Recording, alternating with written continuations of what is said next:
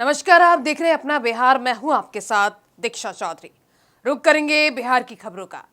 बिहार में जाति आधारित सर्वे पर बीजेपी नेता सुशील मोदी का रिएक्शन सामने आया है। सुशील मोदी ने कहा कि अमित शाह ने सही कहा है कि यादव और मुसलमानों की संख्या बढ़ी है। 1931 में जाति आधारित जनगणना हुई थी तो उस वक्त 12.7% बिहार में यादवों की आबादी थी। अब उनकी आबादी बढ़कर 14.3 हो गई है। बिहार में 1931 में मुसलमानों की आबादी 14.6 थी, जो बढ़कर 17.7 हो गई है। इसलिए लालू यादव के दबाव में विशेष जातियों की संख्या बढ़ाई गई है। जहां राजद के मंत्री हैं सरकार में, कांग्रेस के 4 मंत्री हैं, राजद के 1 मंत्री हैं, उन लोगों ने तो पंचायत का चुनाव बिना ओबीसी को आरक्षण दिए करा दिया। तो ललन जी, हमसे सवाल पूछने के पहले जिस गठबंधन में आप हैं उस गठबंधन के नेताओं से पूछिए कि आज तक उन्होंने कांग्रेस शासित राज्यों में जातीय गणना क्यों नहीं कराई।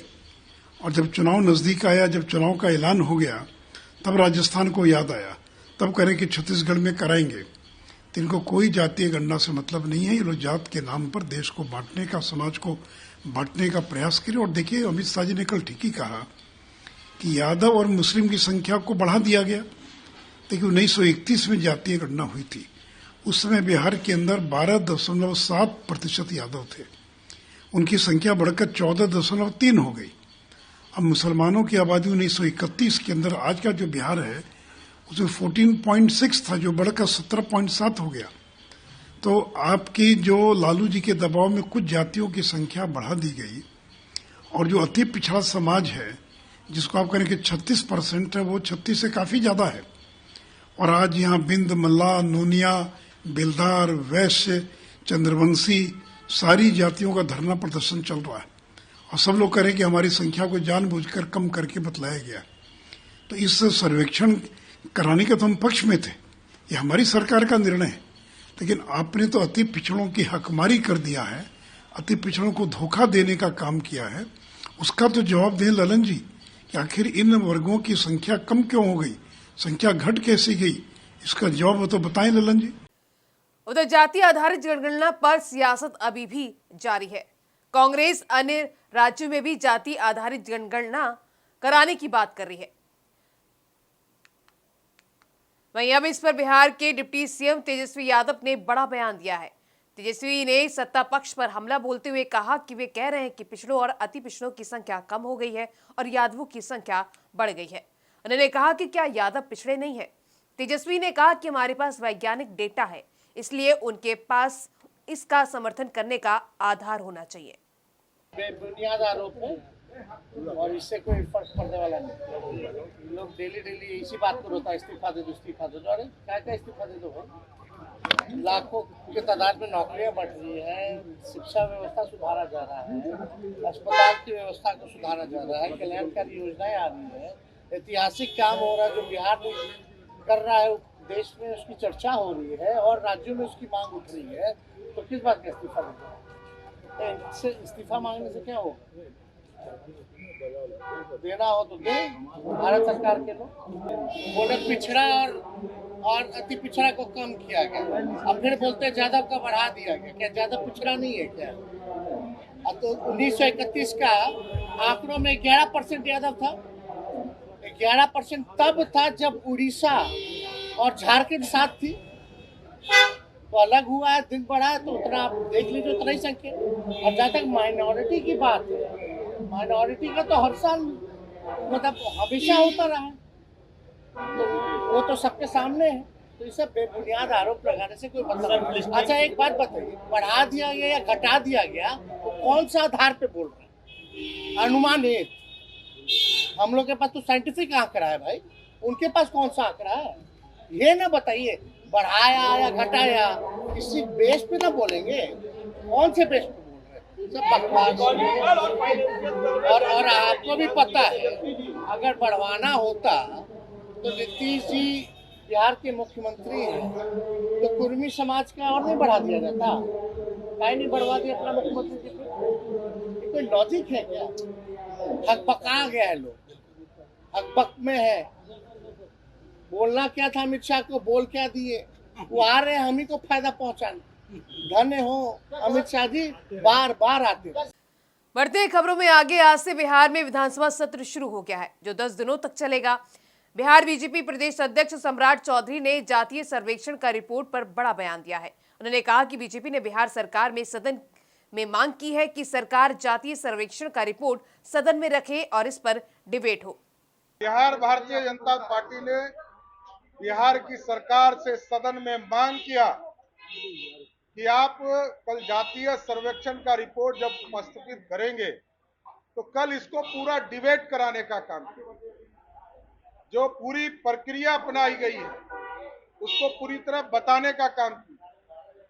और हम लोगों ने सदन के अंदर, क्योंकि कल के पूरे कार्यक्रम को बदलकर आगे के लिए बढ़ाया गया, तो हम लोगों ने कहा कि ये नहीं बताया गया कि डिबेट कराए जाए, इसलिए हम लोगों ने कहा कि इस पर डिबेट हो और डिबेट के माध्यम से जो जातीय सर्वेक्षण का रिपोर्ट आया है इस पर चर्चा हो। आज से बिहार विधानसभा सत्र शुरू हो गया है। वहीं इस सत्र के पहले ही दिन विधानसभा के बाहर बीजेपी के विधायकों का हंगामा देखने को मिला है। बीजेपी के विधायकों ने बिगड़ी कानून व्यवस्था, नौकरी घोटाला और किसानों के मुद्दे पर बिहार सरकार को घेरा है। उधर राजद विधायक फतेह बहादुर सिंह ने एक बार फिर देवी देवताओं को लेकर टिप्पणी की है। उन्होंने देवी दुर्गा के बाद अब भगवान राम को भी काल्पनिक बताया है। साथ ही कहा कि लालू यादव से बड़ा कोई भगवान नहीं है। उन्होंने कहा कि भगवान और भक्त के बीच बिचौलियों का क्या काम। अब खबर बिहार के कैमूर जिले के दुर्गावती प्रखंड के कर्मनाशा से है, जहां पर बीपीएससी क्वालिफाई करने के बाद पहली बार गांव पहुंचे विनेश कुमार का गांव के ग्रामीणों ने फूल की माला से जोरदार स्वागत किया। वहीं विनेश कुमार ने बताया कि बीटेक करने के बाद सिविल सेवा में सर्विस करने की इच्छा हुई। उसके बाद उन्होंने तैयारी की और पहले ही प्रयास में बीपीएससी क्वालिफाई करके आरडी के पद पर चयनित हुए। जैसी उनके गांव आने की सूचना लोगों को मिली तो कर्मनाशा बाजार में काफी संख्या में लोगों का हुजूम उमड़ पड़ा और लोगों के द्वारा गाजे बाजे के साथ फूल की माला से उनका जोरदार स्वागत किया गया। वहीं इन्होंने इस सफलता का श्रेय अपनी माता पिता और भाई चाचा जो पूर्व मुखिया भाई चंद्र रावत को दिया और अपने क्षेत्र के नौजवानों को यह संदेश दिया कि अपना एक निश्चित लक्ष्य बनाकर प्रयास करें, सफलता निश्चित मिलेगी। इस मौके पर बसपा नेता समाजसेवी सतीश यादव पिट्टू, उप मुखिया मनोज राजभर, विजय यादव समेत काफी संख्या में लोग मौजूद रहे। बहुत अच्छा लगा यहाँ पे आके अपने गृह जिला में, और आप लोगों से मिलकर बहुत अच्छा लगा। मैं बीटेक के बाद मेरा मन था कि सिविल सर्विसेज में आने के लिए, तो उसके बाद मैंने अपने से खुद से तैयारी की है। अब बीटेक पुणे से हुआ है, आर्मी कॉलेज से। उसके बाद मैंने इसमें लग गया। गाँव के लिए संदेश ये रहेगा कि आप मेहनत करिए और आजकल सब कुछ फ्री है, आप ऑनलाइन कहीं से पढ़ सकते हैं, तो अपना लगे रहिए और एक दिन आपको सफलता मिलेगी। जी, पहला ही प्रयास था मेरा और इसी में मेरी सफलता। माता पिता का मेरा बहुत योगदान रहा है, उन्होंने शुरू से पढ़ाई लिखाई में सहयोग किया और कोई चीज़ कमी नहीं होनी थी पढ़ाई लिखाई। मेरे माता पिता का और मेरे छोटे भाई को छोटे भाई। गाँव के लोगों से ये अपील रहेगा कि आप लोग पढ़ाई लिखाई पर ध्यान दीजिए और अपने बच्चों को पढ़ाइए ताकि वो लोग भी आगे सफल हों, आप अपने माता पिता का नाम रोशन करें। खबर बिहार के मोतिहारी जिले के चरखा पार्क से है, जहां पर बिहार राज्य डाटा एंट्री ऑपरेटर संघ का राज्य स्तरीय 1 दिवसीय धरना प्रदर्शन का आयोजन किया गया। धरना प्रदर्शन में जिले के सभी डाटा ऑपरेटरों ने अपनी भागीदारी दिखाकर एकता का परिचय दिया। प्रदर्शन के दौरान सरकार के खिलाफ नारेबाजी की गई। वहीं जिला अध्यक्ष संतोष कुमार ने बताया कि हम सभी डेटा ऑपरेटर 20 से 25 वर्षों से सरकार के विभिन्न कार्यालय में डेटा एंट्री के साथ साथ और भी लिपिकीय काम कर रहे हैं। उसके बावजूद भी सरकार हमारी सेवा को अनदेखा कर रही है। अगर हमारी सरकार हमारी सेवा समायोजन करती है तो हम लोग भी सरकारी कर्मी हो जाएंगे। अगर सरकार हमारी मांग नहीं मानती तो कल से हम लोग चरणबद्ध आंदोलन करेंगे। कल से काला बिल्ला लगाकर हर कर्मी कार्य करेगा। उसके बाद हमारी मांगों पर सरकार का ध्यान नहीं देने पर 28 और 29 नवंबर को 2 दिवसीय सामूहिक अवकाश पर जाकर सरकार का सारा कार्य ठप कर देंगे। इस मौके पर सैकड़ों ऑपरेटर के समेत संघ के महासचिव मनोज कुमार, संयोजक प्रदीप कुमार, मुन्नी कुमारी, कामनी कुमारी, ममता कुमारी और राम बाबू प्रसाद मौजूद रहे। हम लोग अपने सेवा समायोजन के लिए बैठे हुए हैं सरकार के समक्ष में, और हम लोग की बातें अगर सरकार नहीं समझती है तो अनिश्चितकालीन हड़ताल पर जाएंगे। सरकार एक तरफ कहती है कि हम लोग को इतने रोजगार दे रहे हैं, 1 लाख 1.25 लाख बहाली कर रहे हैं। टीचर की बहाली अभी हाल फिलहाल में किए हैं और हम लोग के बेरोजगार कर रहे हैं। अभी तक हम लोग 15 साल से 20 साल से कार्य कर रहे हैं हर विभाग में, data entry operator, programmer, IT boy and IT girl सब कार्यरत कर रहे हैं। हम लोग आधा रात को बुलाया जाता है मोबाइल चेकिंग में चलने के लिए। हम लोग आधा रात को ड्यूटी अपना करना पूरा करते हैं, लेकिन हम लोग अभी तक सरकार बातें नहीं सुन रही है। हम लोग कितने बार धरना प्रदर्शन पटना में भी कहे थे थोड़ा सा कर दीजिए, लेकिन कोई सुधार अभी तक नहीं हुआ। हम लोग की सरकार अगर बात नहीं मानती है तो हम लोग सब कार्यालय को बंद करेंगे, सब काम को ठप करेंगे और रोड पर उतर जाएंगे। जब तक सरकार हम लोग की मांग पूरी नहीं करती है तब तक हम लोग के कार्यकलाप सब ठप रहेगा और हम लोग धरना प्रदर्शन करते रहेंगे और अनिश्चितकालीन पर चले जाएंगे।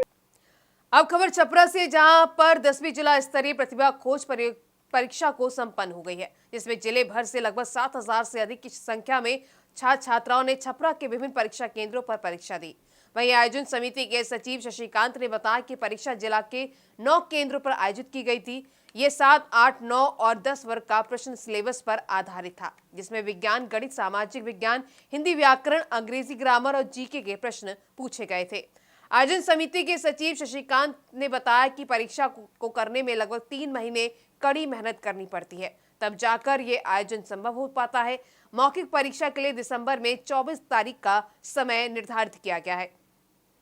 इस बार मौखिक परीक्षा सह पुरस्कार वितरण समारोह उच्च विद्यालय परिसर में आयोजित किया जाएगा। इस परीक्षा में सभी का सहयोग रहता है। सबसे बड़ी बात यह है कि परीक्षा पूरी तरह से पारदर्शी होती है, जिसमें बच्चे और शिक्षकों में काफी रुचि और उत्साह रहता है।